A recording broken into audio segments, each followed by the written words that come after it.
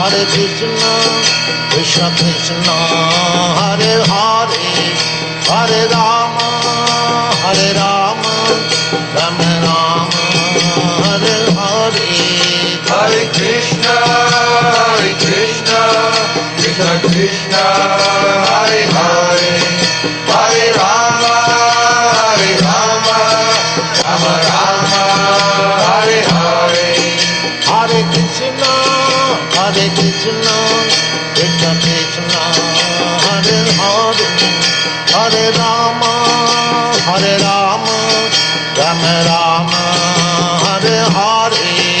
Hare Krishna, Krishna Krishna, Hare Hare, Hare Rama, Rama Rama, Hare Hare. Hare Krishna, Krishna Krishna, Hare Hare, Hare Rama, Rama Rama, Hare Hare. Hare Krishna, Krishna Krishna, Hare Hare.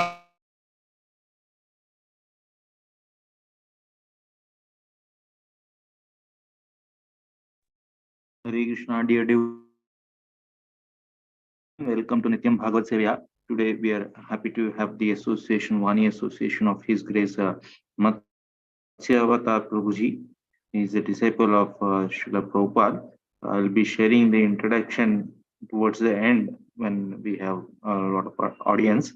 We'll begin with his lecture. This is an audio lecture. I'll be sharing the audio and also a picture of Prabhuji. So in case if you are not hearing the audio properly, please message me. Hare Krishna.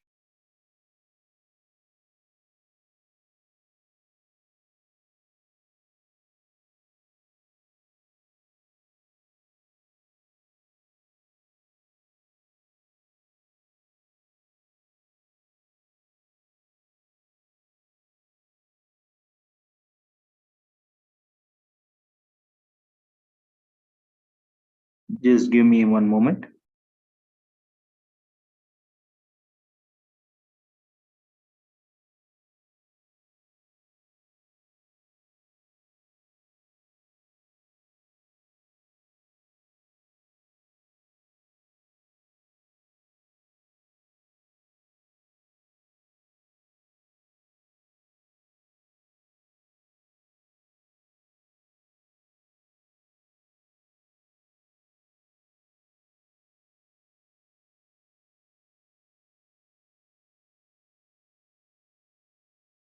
Bhagavate Vasudevaya.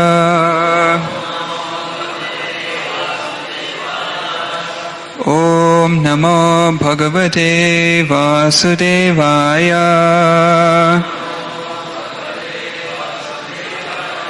Om Namo Bhagavate Vasudevaya.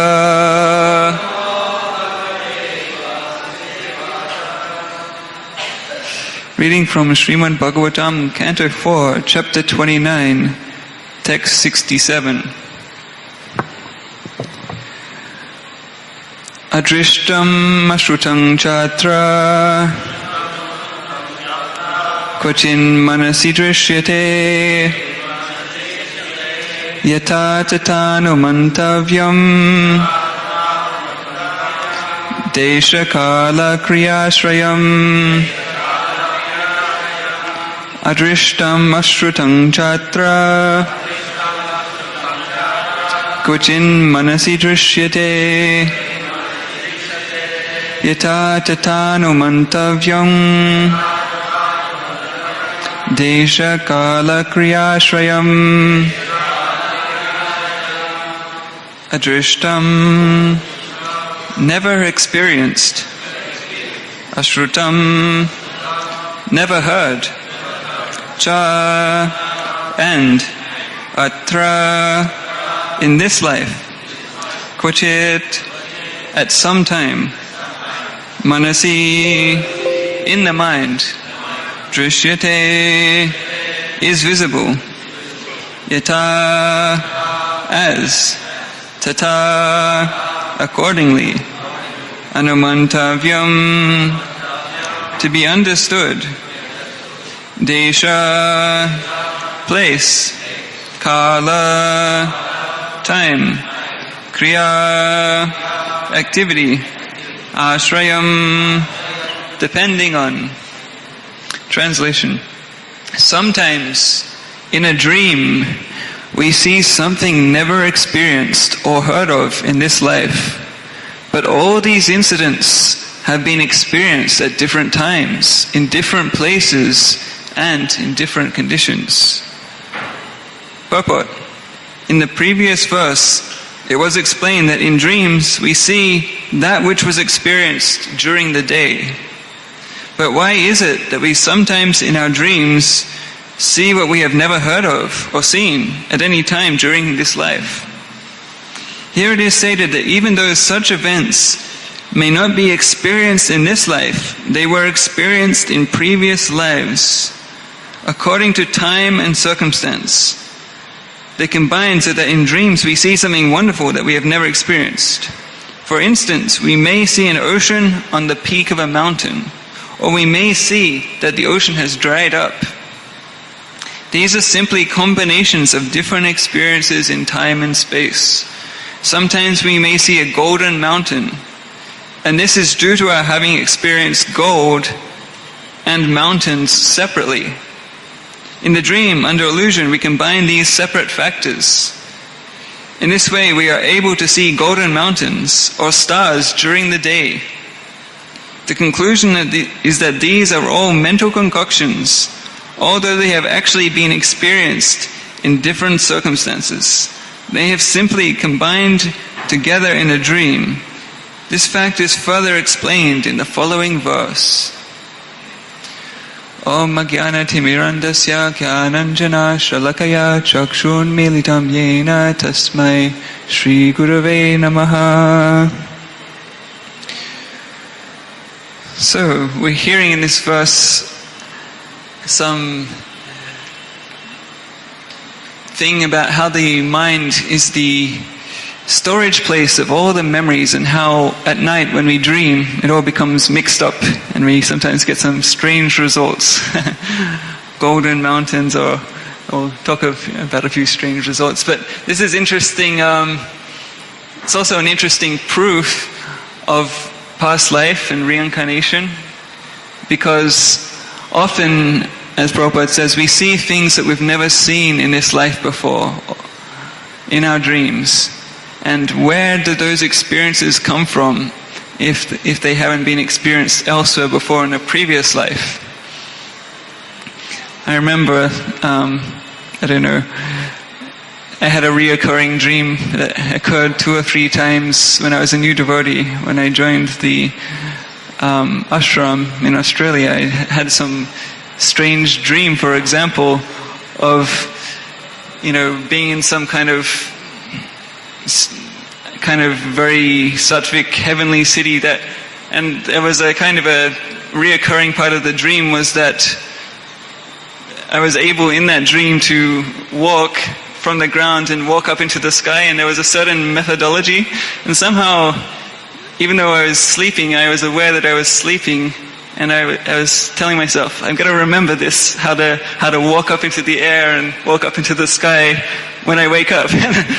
And so somehow or other it was very strange, and of course I never remembered how to do it when I woke up, and I couldn't do it. But that experience of, maybe in some past life we've experienced the upper parts of the material world or the lower parts. Sometimes we get some nightmares, maybe reminiscences of our stays in the lower parts of the material world. So these things all become mixed up in the dream. And sometimes we even, our mind is so indiscriminate in its mixing, or that it may even mix spiritual things with material things. I remember, I think it was Sri Dayananda Maharaj was telling one memory, and correct me if I get some of the details wrong, I couldn't find it, but I just remember hearing it on one of the Prabhupada memory tapes, that I think he had a dream where Prabhupada was coming in the dream and telling him that, he should take LSD for for enhancing his Krishna consciousness. And so, he was shocked that he had a dream. I think he told Prabhupada, and Prabhupada said, just see the power of Maya, that even the spiritual master will come and mislead you in the dream. So, even the mind is so much like this that it can take the spiritual, the image of your guru, or maybe the image of the deities, and some other samskara that's there in your mind, and it just mixes things up without any real sense to it. So whatever you see in a dream is not necessarily very reliable or very not something that you should follow in all cases. But sometimes you can have genuine experiences in a dream too. That is there.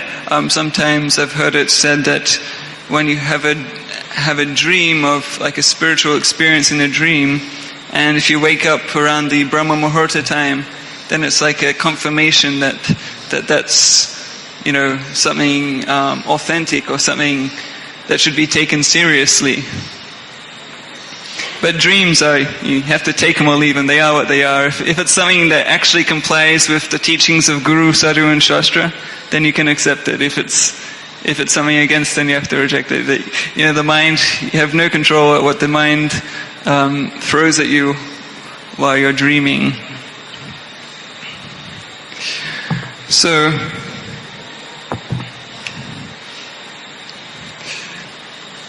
we've just finished a whole bunch of verses about the mind, and it will continue actually. And the mind is, we say, our best friend, and it's our worst enemy.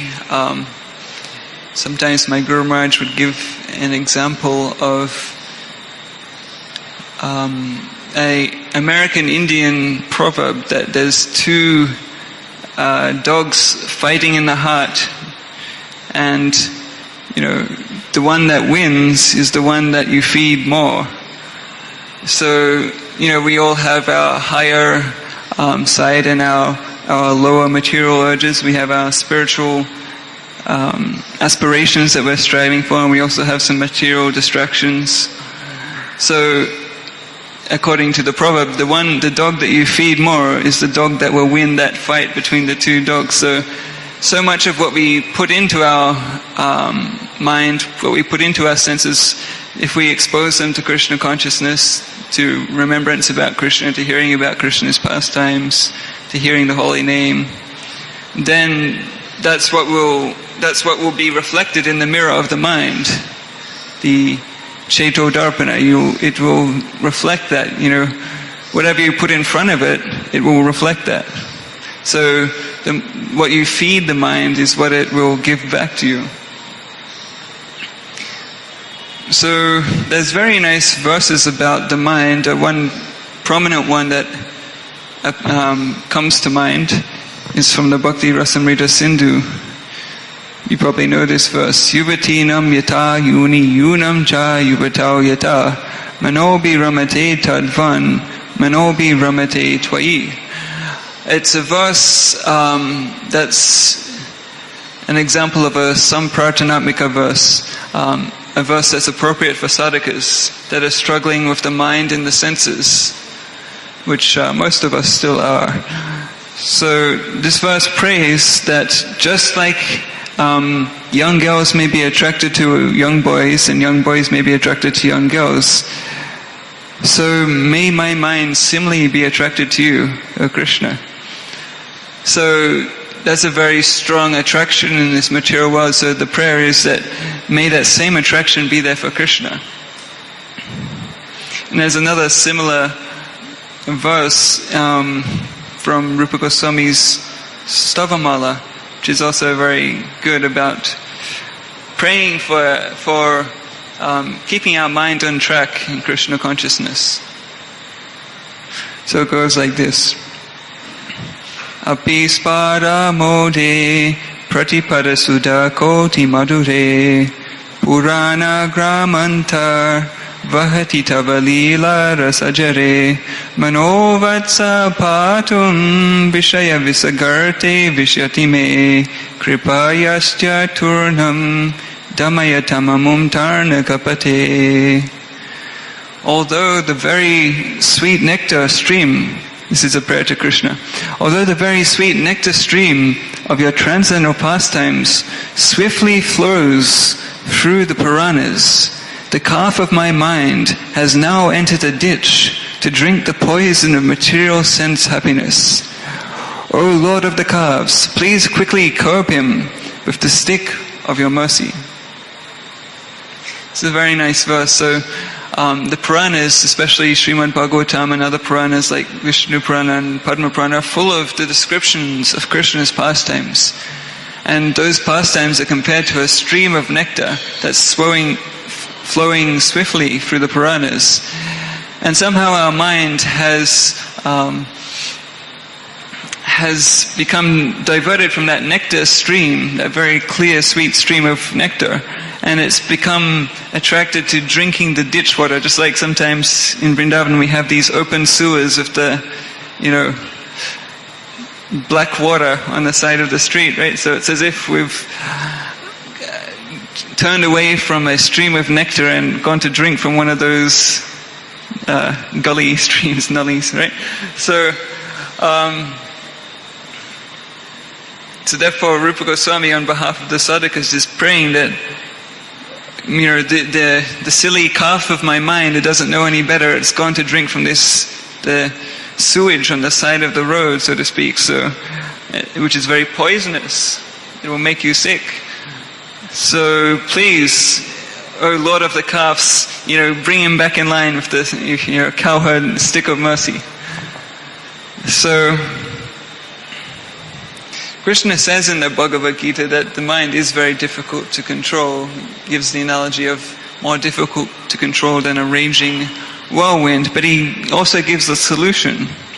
He says, Asankshayam mahabaho mano durnigraham chalam abhyasena tu konteya vairagena cha grihyate. That it is undoubtedly very difficult to curb the restless mind, but it is possible by suitable practice and detachment. So the mind is difficult to control, and it's chala, it's always moving here and there, but it is possible to control it with a steady routine. Just like Krishna says elsewhere in the Bhagavad Gita, if you can't always think of me, then take to the principles of Bhakti Yoga. And the Sanskrit he uses there actually is Abhyasa Yoga, the yoga of repetition, a routine, the yoga of getting into a routine. Routine is very good for the mind. It keeps the mind, it stops the mind's whining. The mind likes some structure also. So if we can keep a daily routine as our spiritual masters, as Prabhupada has given us, then that helps us to the mind to regularly focus on the Krishna and to warm up to that idea and to make progress in that regard. And so by abhyasa, Krishna says, and also by vairagya. So we do also need to detach ourselves from things which are unfavorable for Krishna consciousness. So anukulasya sankalpa pratikulyasya varjanam. To accept the things which are favorable, reject the things which are unfavorable. So regular practice, so that's doing some positives, yamas, and also restraints, also niyamas. It's also part of the yoga system. Do's and don'ts.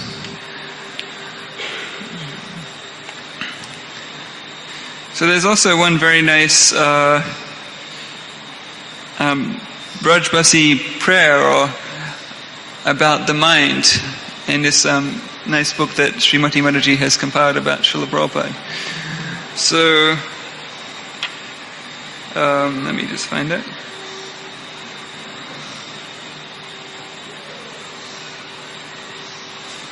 It's a poetical prayer entitled The Ultimate Manashiksha.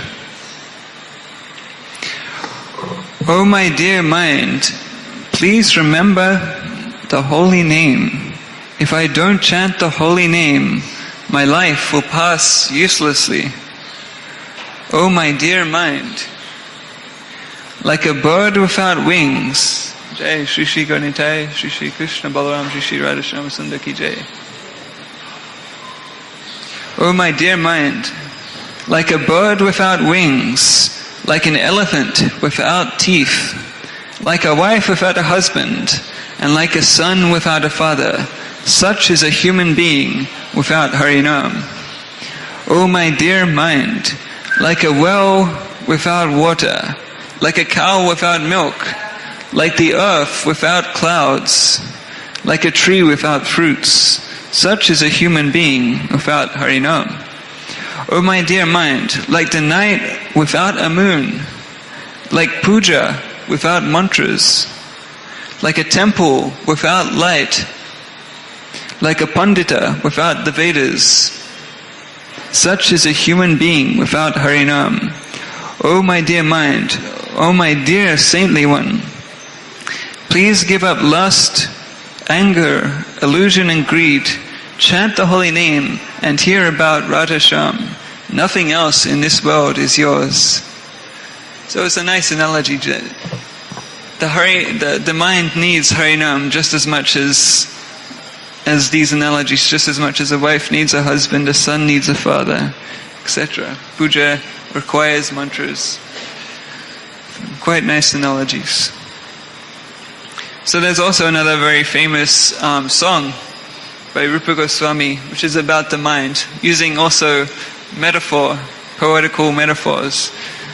He compares the mind to a bee. So actually in one purport, Prabhupada actually translates the whole song. He calls it the Song of the Bee. Maybe some of you know this song, Krishna Deva Bhavantam Bande. Does anybody know this one? Yeah. So, Man manasamadhukaram arpaya nija pada pankaja makarande. This is the refrain.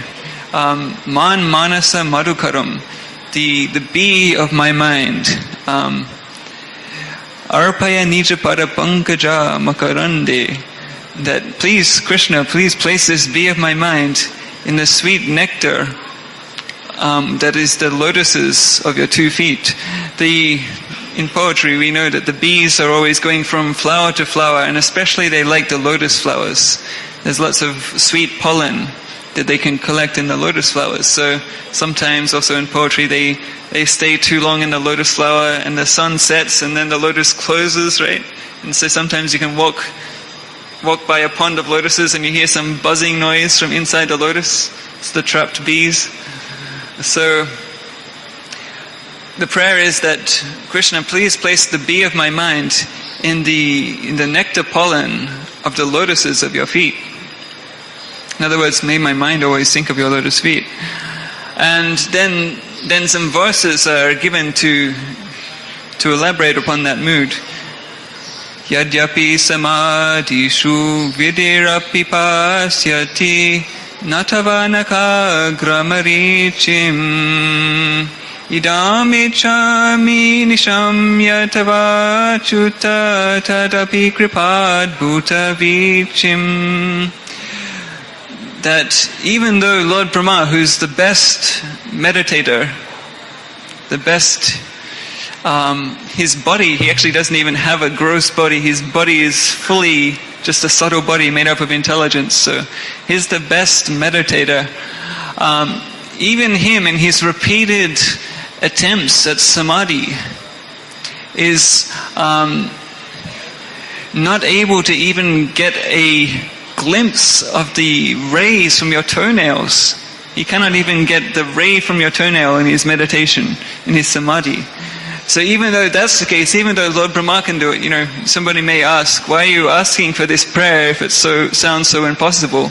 Even Lord Brahma, is hard stretched to even catch a glimpse of the rays from his lotus feet in his meditation. So then Rupa Goswami says, still I desire this, still I want this, because I've heard about the amazing, huge waves of your mercy. So it's not impossible Even though it sounds very difficult, it's not impossible because your mercy is there. And then he says, Bhaktirudan chatiyadyapi madhava namamatvayi tilamatri parameshvarata tatapi tavadika dugata gatana vidhatri. He says that even though I don't have even a sesame seed, a teal's much of bhakti, a teal size of bhakti, but it's still your Parameshvara. What does it mean that you're Parameshvara? Your supreme godliness means that you can make the impossible things possible. That's the definition of your Parameshvara. Durgatana vidatri, that you can make the things which are ordinarily impossible possible. So I don't have any qualification. I don't have even a sesame seed worth of bhakti. Still, what I'm asking is possible because of your power as the Lord. You can make the impossible possible. And then finally, he summarizes his prayer by saying, Ayam avilola tayadya sanatana kalitad bhuta rasabharam Nivasato nityamiham ritanindini vindan madhurimasaram. That I pray that this bee of my mind will always reside. It will give up its nature. It will give up its unsteady nature as a bee. Usually bees are going from flower to flower. They don't stay very long in one flower, and they're always they're always buzzing around very unsteadily. The mind is often compared to or Krishna is often compared to a Matsya bringha, right? An intoxicated bee, because it's always, wild in its behavior.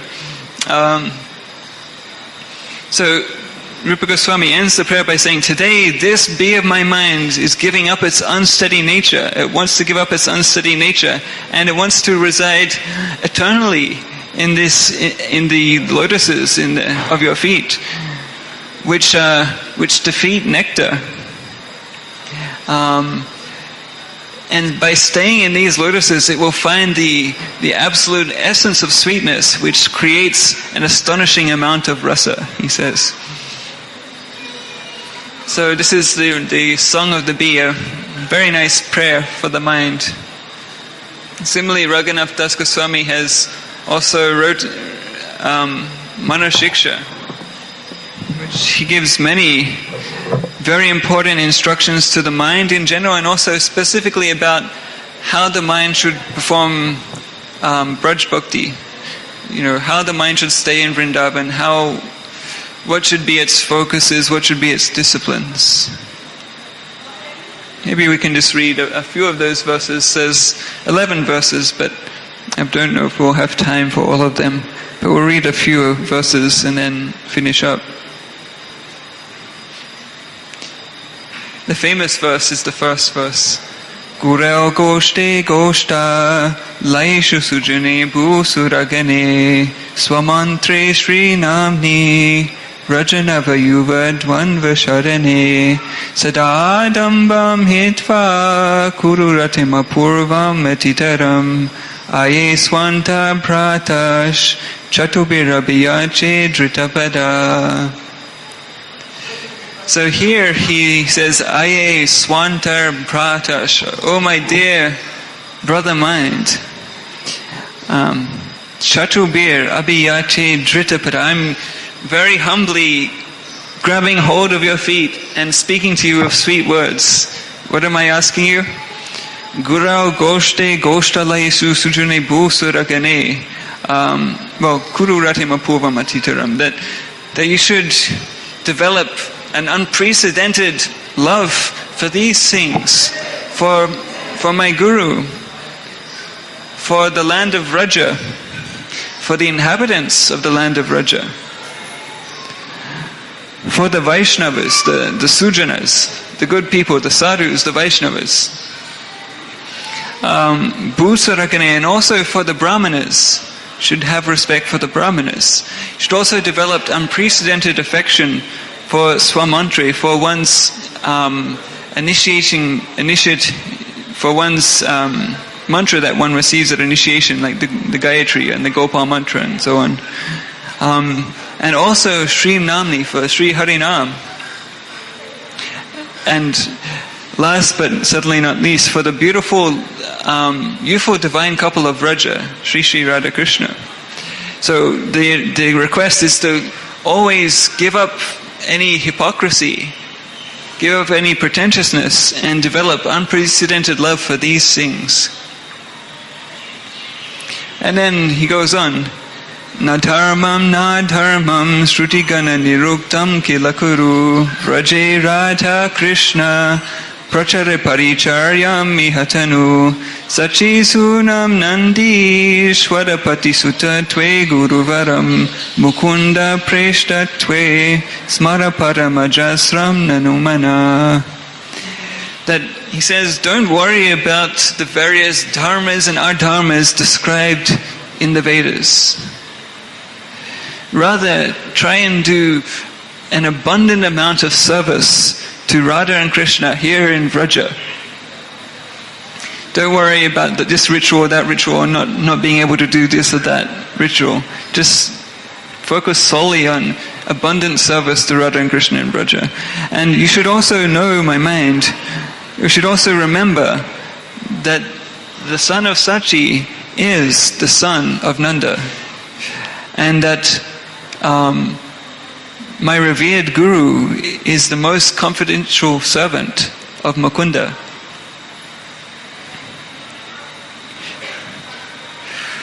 And then he gives some more advice. Yade cheravasam vrajabhuvi saragam pratijanur yuva dvanvam tatsched paricharitamara bilashe swarupam shri rupam sagana mihatasya grijamapi shputam premna nityam smaranamatada tvam shrinumana. If you actually want to stay here in the land of Vrindavan with rag, with love of Godhead, then in every life, and if you want to stay here in every birth you may take, and if you want to worship the divine couple here, then what should you do? Then you should worship Srila Rupa Goswami and Sri Swarup Damodar Goswami, along with their associates, and also Rupa Goswami's older brother, Sri Sanatan Goswami. Raghunath Das Goswami is the author of these prayers, and he's elsewhere called in the Chaitanya Charitamrita Swarupera Raghu. He's the Raghu of Swarup. So he was very much sheltered and trained by Swarup Damodar. We don't have that many verses of Swarup Damodar. Some of the introductory verses of Chaitanya Charitamrita that explain the tattva and the identity of Lord Chaitanya are written by Swarup Damodar, and they're very powerful, very deep verses. We can just get an idea from them and from the narrations we hear about in Sri Chaitanya Charitamrita how much of an amazing, very deep Vaishnava Swarup Damodar was. So he's saying that if you want to always take birth in Vraj and stay here with love for Radha and Krishna every life and to serve them, then you should always remember Swarup Damodar. You should remember Sri Rupa Goswami and his associates. There was a very close relationship between Raghunath Das Goswami and Sri Rupa Goswami, and it's evident in many of their books. Even Raghunath Das Goswami often, while writing from the platform of the pastimes of Radha and Krishna, and he's participating in them, he often addresses Rupa in his Manjari form as Rupa Manjari. He's very even closely connected to him in the spiritual world. So that's coming out here in this verse. And also Sanatan Goswami, the great writer of Brihad Bhagavatamrita and Vaishnava Toshini commentary in the 10th canto. And one or two more verses. Asadvarta Veshya Visrajamati Sarvasvaharani Kata Mukti Vyagriya Nashrinukila Sarvat Magilini Apityaktva Lakshmi Patiratimito Vyomenayanim Vraje Radha Krishna Surati Manidao Tvam Bhajamana. So the mind is further requested to please give up the prostitute of material kata, give up the prostitute of talks about material topics, which take away the treasure of the mind, take away the treasure of your intelligence. And also, don't even hear the talk of the tigress of liberation, which will eat you up. It's like a tiger will devour you. So don't even hear talk of the tigress of liberation, which will devour your entire soul. And you should even give up affection for Lakshmipati, the Lord of Lakshmi, the Lord Narayan, because that affection will lead you to Vaikuntha, which is not the ultimate goal that we're aiming for. You should actually just worship Radha and Krishna here in the land of Vraja, because they will bestow upon you the jewel of love for them.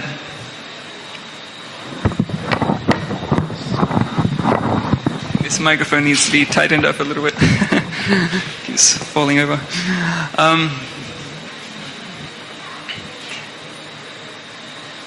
And asacheshta kashta pradavikata pashali biriha prakamam kamati prakatapatapati vyatikarai gale bhadva hanye hamiti bhakabid vartma pagane kuru tvam putkaran avati sayata tvam manaita. The highwaymen of lust and his friends have bound me around the neck with the painful, horrible, powerful ropes of many wicked deeds. O mind, please scream out to the devotees of Krishna, the killer of Baka, that I am being killed. Then they will mercifully save me. So it's a very nice analogy. While walking in the path, sometimes one may be ambushed by dacoits, and they may even, tie you up with ropes around the neck to strangle you.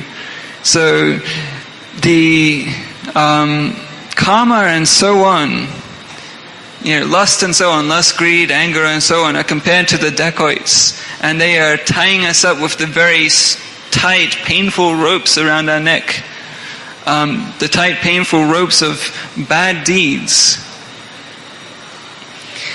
And, because when you have lust and anger and greed, you typically end up doing some asat cheshta, some bad deeds. So, what's the advice to the mind? That you should scream out to the policemen. Who are the policemen on that road? The policemen are the devotees of Baka Bit, the devotees of the bifurcator of Baka. So, you should scream out to them that, please, please help me, I'm being killed by lust and greed and anger and so on. So please save me. And hearing these plaintive cries, they will certainly come and protect me. It's a very nice verse.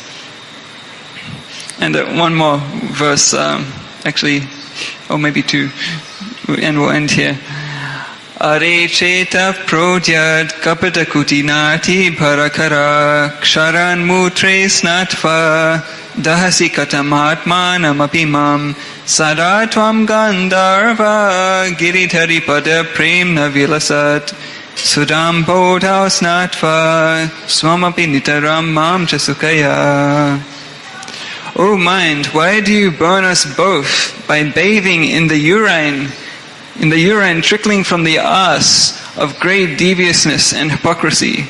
Instead, you should delight us by eternally bathing in the glistening nectar ocean of pure love for Sri Sri Gandharva Giridhari. So, kapata is deviousness and kutinata is hypocrisy. Crookedness and hypocrisy.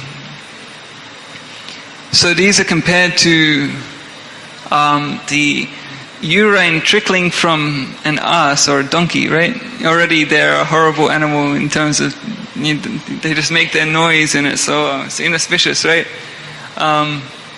It's considered an inauspicious omen to see an ass, right? So, taking part in deviousness and hypocrisy is compared to, kneeling down underneath a donkey and, when it's passing you, right? So the mind is requested, please don't do this. And please, instead, if you want to take bath somewhere, don't take bath in that urine. Take bath in the beautiful nectar ocean of love for the feet of Sri Sri Gandharva Giritari. It's like, I think Sri Chaitanya Mat, the deities in Mayapur, one of the biggest temples, Gandharvika Giritari is the name that Srila Bhaktisiddhanta Saraswati gave to those deities, right? It's a very nice name. And the last verse that we'll read is Pratishta sadrishta swapacha ramani me hridinatet Katam sadhu prema sprishati suchure tan anumana sadatvam sevasva prabhudaita samantamatulam yatatam nishkasya twaritamiham veshayati saha. So as long as the impudent, untouchable woman of the desire for fame dances in my heart, why should pure love for Radha Krishna touch me? O mind, continuously serve my spiritual master, the leader of those who adhere to the Lord.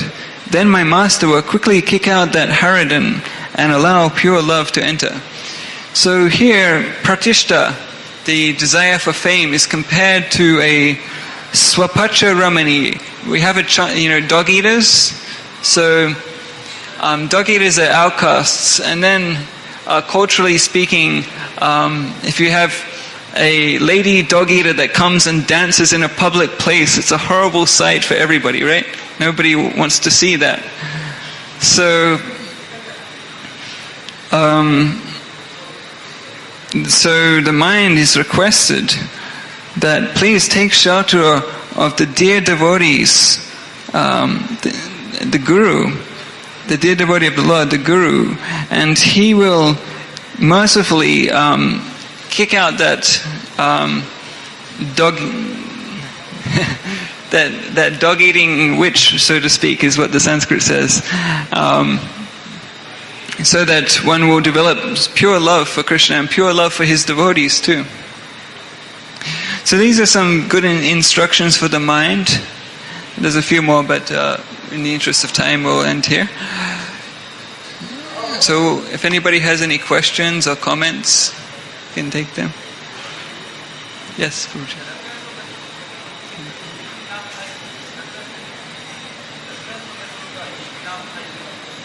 Yeah, it's Prabhuji's asking where that sloka yuvatinam yatayuni comes from. It's actually from Bhakti Rasamrita Sindhu.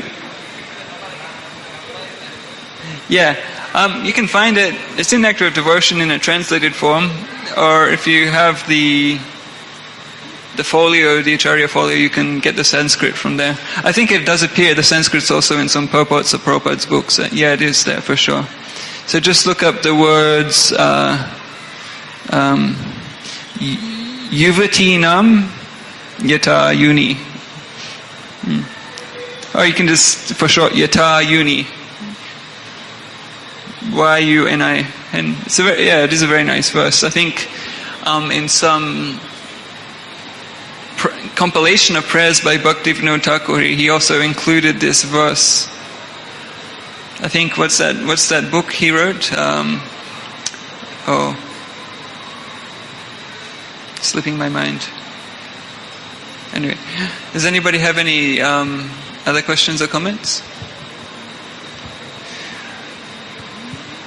Okay, so we can finish here. Grantaraj Srimad Bhagavatam ki jai, Gaur Premanandi, Srila Prabhupada ki jai.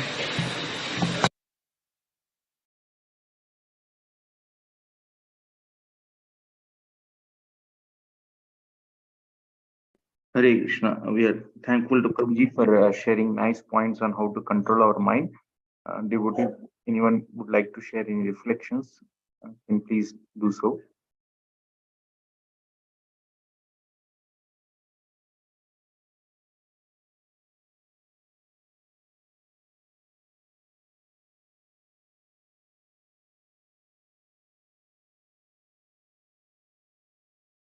Okay. If okay, then we'll conclude today's session. We'll meet again tomorrow for another class on this talks between Prachina Barhi and Narad Muni. So we will conclude with the Vaishnava pranams. Vancha kalpatarubhyascha kripa sindhubhya eva cha patitanam pavanebhyo vaishnavebhyo namo namaha. Ananta koti Vaishnava bhakta